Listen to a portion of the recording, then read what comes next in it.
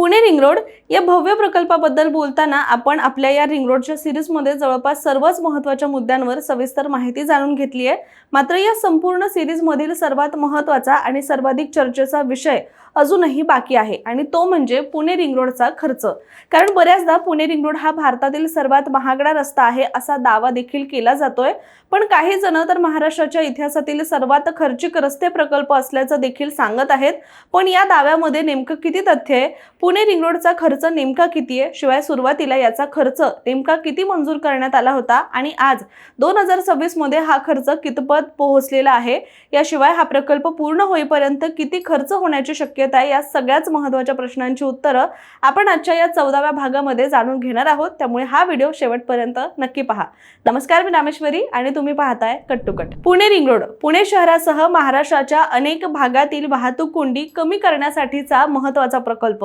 त्यामुळे काही मिनिटांमध्ये या विषयावर बोलणं जरा कठीण असल्याने आपण याची आगळीवेगळी सिरीज सुरू केली आहे। अनेकांनी या व्हिडिओला चांगला प्रतिसाद दिला आहे, तर अनेकांनी टीका देखील केली आहे। शिवाय ते साहजिक सुद्धा आहे, कारण आपल्या महाराष्ट्राच्या विकास प्रकल्पांचा एकूण इतिहास पाहता नागरिकांमध्ये अनेक प्रकल्पांबाबत नाराजी आहे। परंतु या सिरीजमधून आपण या प्रकल्पाबद्दलची माहिती जाणून घेण्यासोबतच यामुळे कोणकोणत्या शक्यता निर्माण होत आहेत हे सुद्धा जाणून घेत आहोत।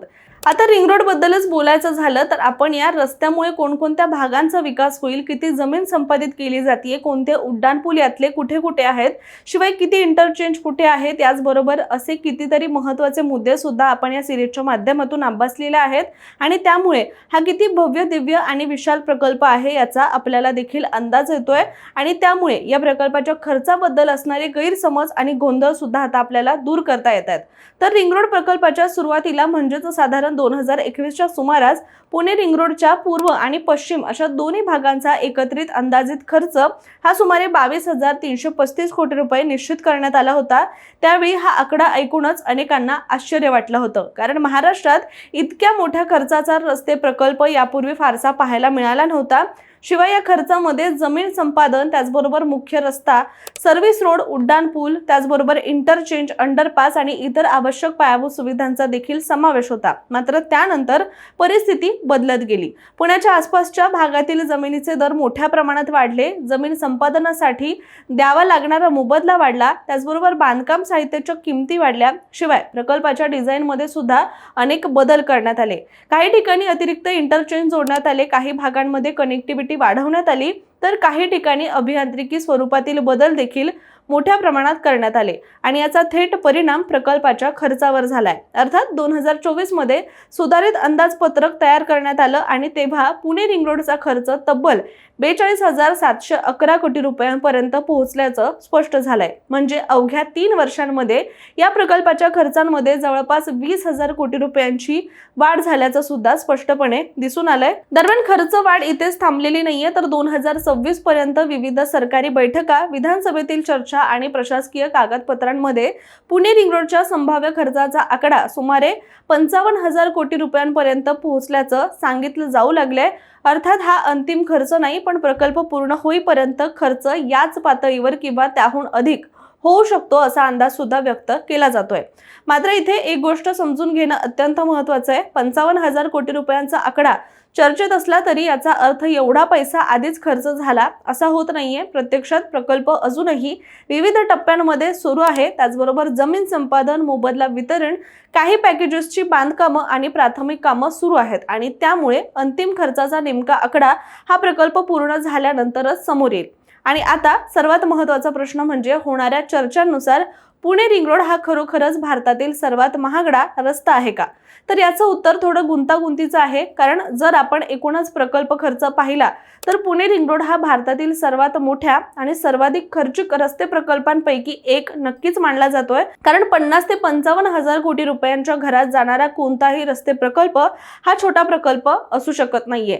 आणि आता इतर उदाहरणं पाहायची झाली तर उदाहरणार्थ दिल्ली आणि गुरुग्रामला जोडणारा द्वारका एक्सप्रेसवे या प्रकल्पाचा खर्च 250 कोटी रुपयांपेक्षा जास्त गेला असल्याचं बोललं जातंय।